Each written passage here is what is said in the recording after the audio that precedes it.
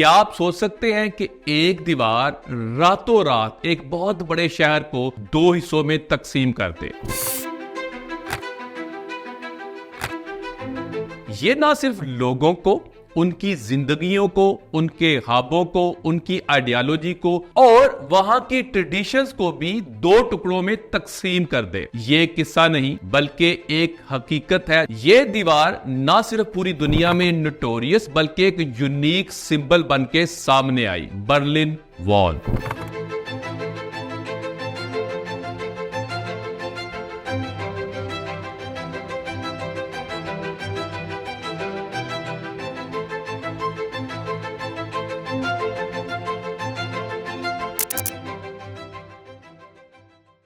World war II के बाद दुनिया दो हिस्सों में तकसीम होकर सामने आई। एक तरफ था सोवियत यूनियन जो कि कम्युनिस्ट आइडियोलॉजी को फॉलो कर रहा था, दूसरी तरफ था यूनाइटेड स्टेट्स जो कि कैपिटलिस्ट डेमोक्रेसी का नारा लेके आगे बढ़ रहा था। इस दोनों के दरमियान में पूरा यूरोप फंसा हुआ था और यूरोप का बहुत बड़ा हिस्सा कम्युनिज्म के नीचे जा चुका था और इसी तरह कैपिटलिज्म के नीचे भी यूरोप का एक हिस्सा आ गया था।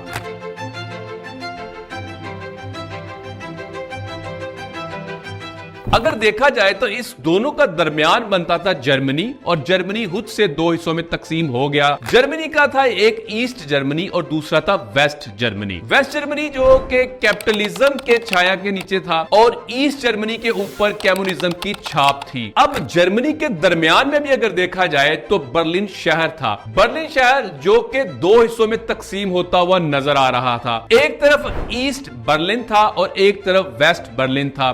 बर्लिन शहर इन दोनों आइडियोलॉजी के दरमियान में फंस चुका था और किसी ने सोचा भी नहीं था एक दिन रातों रात इसको दो हिस्सों में तकसीम कर दिया जाएगा।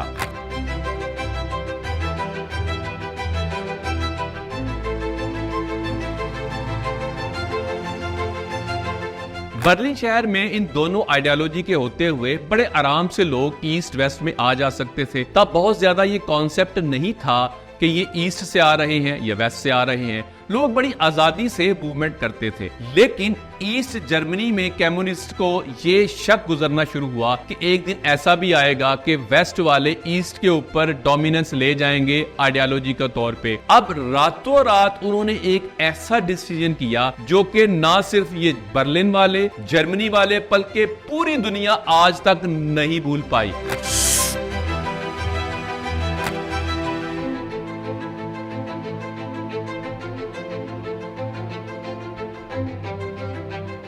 बारह अगस्त 1961 को रात के पहर में एक मूवमेंट स्टार्ट होती है। बहुत सारे लोग मिलकर एक कांटेदार तार के साथ दीवार खींचना शुरू करते हैं। ईस्ट जर्मनी वाले कम्युनिस्ट ने फैसला किया कि हम वेस्ट जर्मनी वाले कैपिटलिस्ट को इधर आने नहीं देंगे और ना ही ईस्ट वालों को वेस्ट में जाने देंगे। ये जब मूवमेंट शुरू होती है तो शुरू में किसी को ये अंदाजा ना था कि इस मूवमेंट के नतीजे में खड़ी करने वाली दीवार जो कि 155 किलोमीटर लंबी और 13 फुट ऊंची दीवार बनेगी और ये दुनिया का बहुत बड़ा सिंबल बन जाएगा। जब लोग सुबह उठे तो उन्होंने उस हारदार तार को देखा और तार को देख के सब परेशान हो गए कि अब पता नहीं क्या होने वाला है। ये एक मूवमेंट थी जो कि ईस्ट वालों ने की इस वजह से कि लोगों को कैद किया जा सके, उन्हें ख्वाब देखने से रोका जा सके और वेस्ट की आइडियोलॉजी को ईस्ट में आने से रोका जा सके। ये बहुत बड़ा ब्रूटल कदम था जो कि ईस्ट जर्मनी के कम्युनिस्ट ले चुके थे और अपनी आइडियोलॉजी की प्रोटेक्शन के लिए उन्होंने इस तार को कहा कि ये एक फाशिस्ट गवर्नमेंट को रोकने के लिए है कि हमारी आइडियोलॉजी के ऊपर किसी किस्म का हमला ना कर सके। Women in arms, communist factory brigades trained for civil war. Berlin wall की वजह से तकरीबन 5000 लोगों ने अपनी जिंदगियां दांव पर लगाई। East Berliners continue to look in desperation for ways out to freedom. Even policemen risk their lives.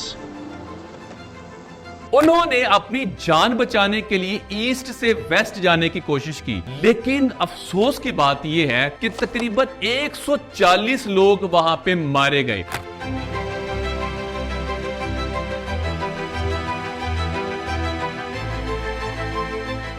Initially लोगों ने इसको पार करने की कोशिश की, कभी लोग टनल्स के जरिए पार करने की कोशिश करते, कभी एयर बैलून के जरिए पार करने की कोशिश करते और कभी सीधा लैडर लेकर पहुंच जाते, लेकिन हर दफा वो अपनी जान को हथेली में लेके जाते। उनको भी पता था कि वो जिस जिंदगी को, जिस आइडियोलॉजी को और जिस हाथ को बचाने जा रहे हैं, इसका नतीजा उनकी मौत हो सकती है। Every flight is at the risk of death, and sometimes death is the winner.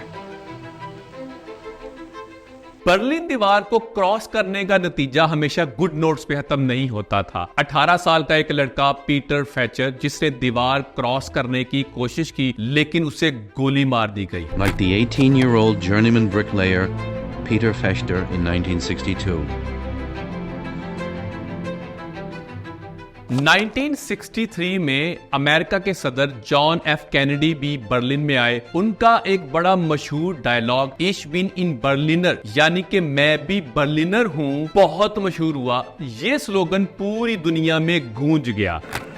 And therefore, as a free man, I take pride in the words "Ich bin ein Berliner."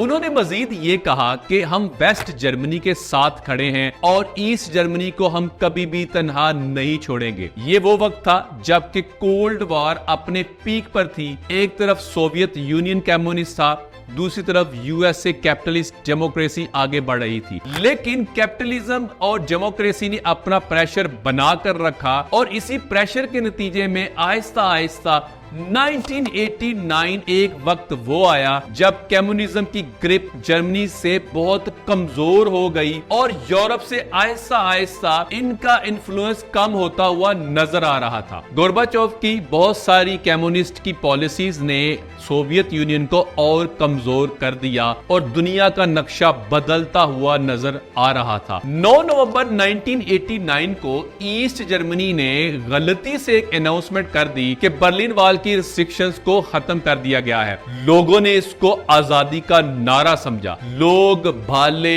हथौड़े और जो जो उनके हाथ में आया वो लेकर दीवार तक पहुंच गए और दीवार को गिराना शुरू कर दिया। और ये वो हाथ था जिसको अब वो हकीकत में बदलना चाहते थे। 1989 में यूएसए के प्रेसिडेंट रोनाल्ड रेगन ने एक बड़ा सख्त नारा लगाया। उनका मशहूर dialogue "Mister Gorbachev, tear down this wall".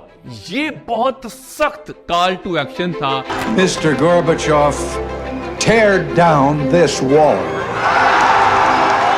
और पूरी दुनिया ने यह देखा कि ये कॉल टू एक्शन एक्चुअल में एग्जीक्यूट हो गया जब लाखों लोग बर्लिन दीवार की तरफ अपने हैमर्स या बाले या जो जो उनके हाथ में आया लेकर पहुंचे और दीवार को गिराना शुरू कर दिया। उनके दिल में एक आजादी का जुनून था, उनके ख्वाब आजादी के पूरे होने जा रहे थे और अब उनको कोई नहीं रोक सकता था। ये ना सिर्फ बर्लिन के अंदर दीवार गिर रही थी बल्कि पूरी दुनिया ने यह देखा कि जब लोग ठान लेते हैं, जब लोग आजादी का जज्बा लेकर किसी तरफ निकल पड़ते हैं तो किसी किस्म की कोई दीवार, वो कंक्रीट की दीवार हो या आइडियोलॉजी की दीवार, उसको गिराना उनके लिए मुश्किल नहीं रहता। बल्कि जब वो ये देखते हैं कि उनके ख्वाब पूरे होने जा रहे हैं तो वो किसी किस्म की कुर्बानी देने से भी पीछे नहीं हटते। बर्लिन में आज भी बहुत सारे हिस्से इस दीवार के मौजूद हैं और इस चीज की याद दिलाते हैं कि इंसानियत को और आजादी के जज्बे को कभी भी कैद